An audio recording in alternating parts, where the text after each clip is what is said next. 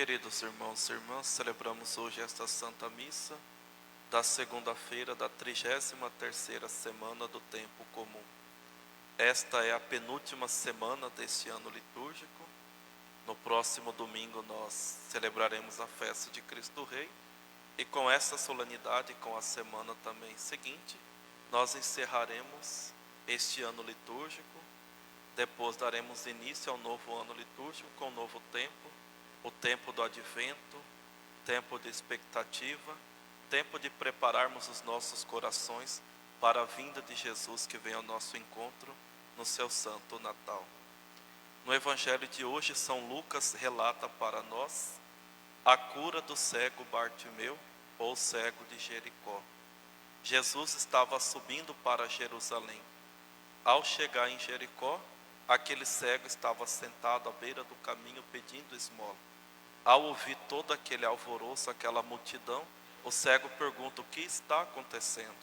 E eles respondem: é Jesus, o Nazareno, que está passando.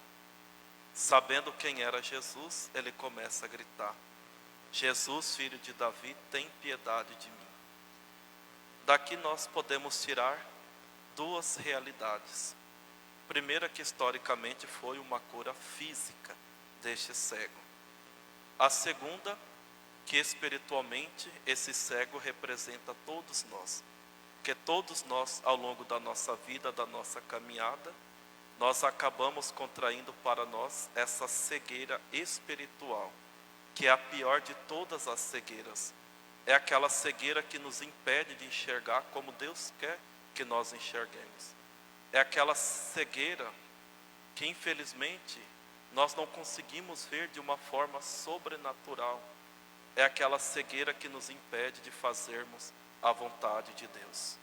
Então este cego começa a pedir insistentemente. Aqui nós vemos aquele coração que reza. A insistência foi tanto como daquela pobre viúva de sábado diante do juiz iníquo, que Jesus para e manda chamar aquele cego. Ao estar diante de Jesus, Jesus pergunta, o que queres que eu faça por ti? Olha que bonito isso. Imagine Jesus chegando diante de você e perguntando: o que você quer que eu faça por ti? Como alguns autores espirituais nos dizem, é uma pergunta que nós temos que parar para meditar muito, porque não podemos pedir a Jesus coisas erradas. Nós temos que pedir a coisa certa. E aquele cego não tem outra coisa em mente: Senhor, eu quero enxergar de novo. Olha só, ele não nasceu cego, ele ficou cego no decorrer do tempo. Assim também, muitas vezes nós estamos fracos na fé, é porque nós saímos mendigando amor, esperança, aonde não pode ser buscado, como esse mendigo. Qual que era o problema dele em pedir esmola? Que dando a esmola ele só piorava, recebendo, só piorava a situação, porque não resolvia o problema dele de pobreza e ele não morria logo. Assim também somos nós. Quando nós saímos por aí mendigando aquilo que não deve, aquilo não sacia o nosso coração, nós não somos felizes de verdade, que a verdadeira felicidade só podemos encontrar em Deus, no seu amor divino. Aquilo vai abrindo um abismo no nosso coração, um vazio existencial muito grande.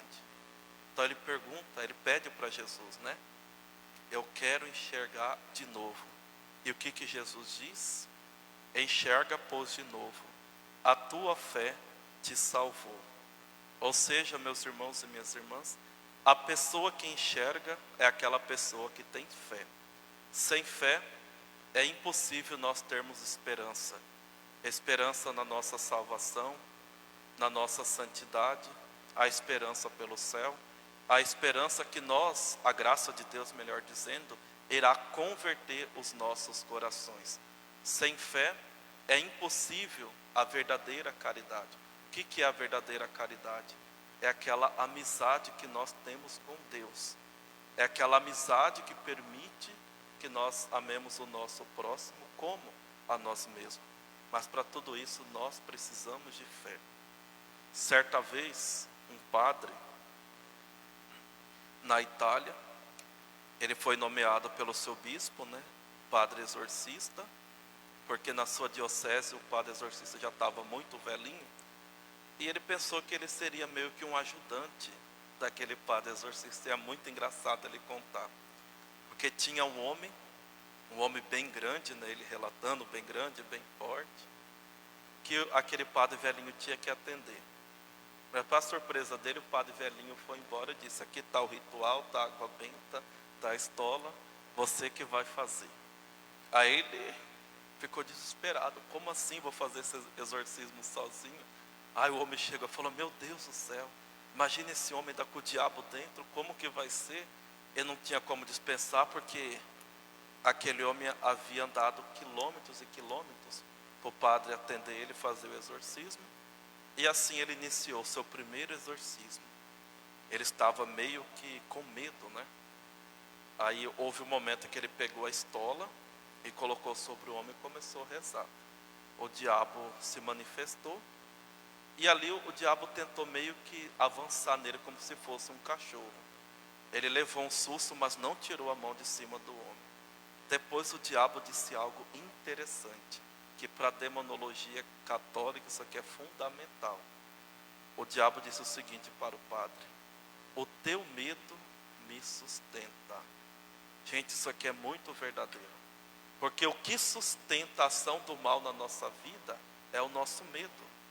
E muitas vezes o diabo ele nos tenta, ele nos perturba para que nós tenhamos medo, porque com o medo nós perdemos a fé. E quando nós perdemos a fé, nós perdemos tudo. Nós perdemos Deus.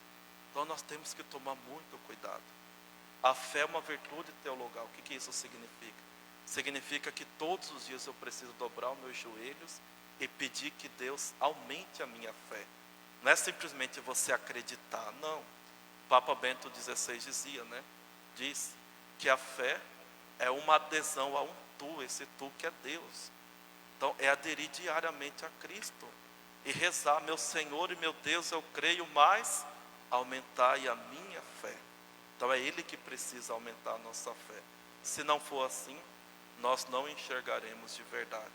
Somente aquelas pessoas que têm fé é que conseguem enxergar a graça de Deus nas suas dificuldades, nas suas provações.